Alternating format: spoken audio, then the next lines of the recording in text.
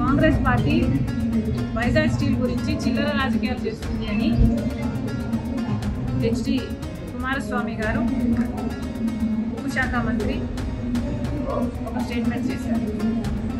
అయ్యా, చిల్లర రాజకీయాలు చేస్తున్నది కాంగ్రెస్ పార్టీనా బీజేపీ పార్టీనా ఒకసారి ఆలోచన చేసుకోవాల్సిన అవసరం.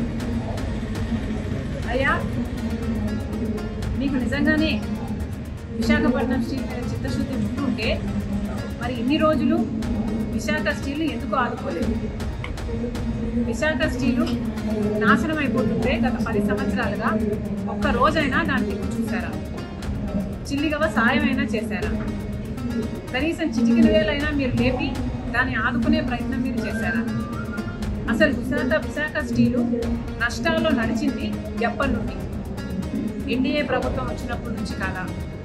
యూపీఏ ప్రభుత్వం నడిచినంత కాలము లాభాల్లోనే నడిచింది విశాఖ స్టీల్. సంవత్సరము లాభాలే చూపింది. ఆఖరికి యూపీఏ 2014 వరకు కూడా విశాఖ స్టీల్ లాభాలు 12,000 కోట్లు అయితే తీరా ఎన్డీఏ ప్రభుత్వం వచ్చినాక దాన్ని అన్ని విధాలుగా దాని చేతులు కాళ్ళు నరికే ప్రయత్నం చేస్తే ఈరోజు 23,000 కోట్లు నష్టాలలో ఉంది విశాఖ స్టీల్. మరి చిల్లర రాజకీయాలు ఎవరు చేస్తున్నారు? విశాఖ స్టీల్ని ఆదుకోకుండా చిల్లర రాజకీయాలు చేస్తున్నది మీరు కాదా అని అడుగుతున్నారు. 4,200 మందిని ఉద్యోగాల నుంచి తీసేస్తే మేము హుటాహుటిన గురుక్కుంటూ వెళ్ళి మేము నిరాహార దీక్ష చేస్తామని బెదిరిస్తే కదా మీరు దిగొచ్చింది, వాళ్ళకి మళ్ళా ఉద్యోగాలు ఇచ్చింది. మరి చిల్లర రాజకీయాలు మేము చేస్తున్నామా లేకపోతే మీరు చేస్తున్నారా? మీరు నిజంగానే విశాఖ స్టీల్ని కాపాడే వాళ్ళైతే 4,200 మందిని ఎందుకు తొలగించారు? వాళ్ళని తొలగించడమే కాకుండా కాంట్రాక్ట్ ఉద్యోగస్తులు 14,000 మంది ఉన్నారంట. వాళ్ళకు పర్మనెంట్ చేయకపోగా ఉన్న వాళ్ళని కూడా తొలగిస్తే మీరా విశాఖ స్టీల్ని కాపాడేది? ఇప్పటికీ కూడా పర్మనెంట్ ఉద్యోగస్తులకి కూడా హౌసింగ్ అలవెన్స్ మాకు రావట్లేదు అంటున్నారు.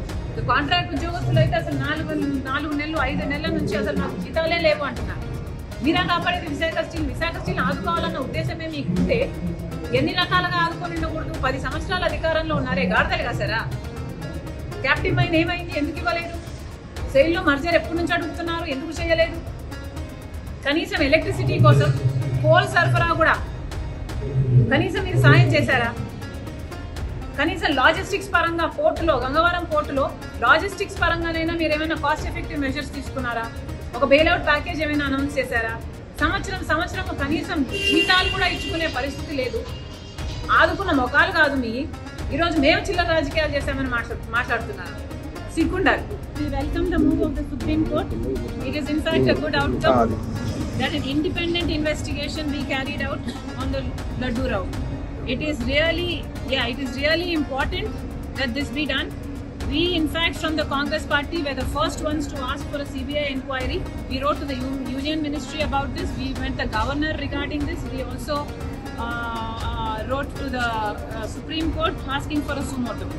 So God's grace, this has come to pass now. We are seeing that the Supreme Court has ordered an investigation that is independent, and we welcome this. And also we were the ones who spoke that this should not be politicized.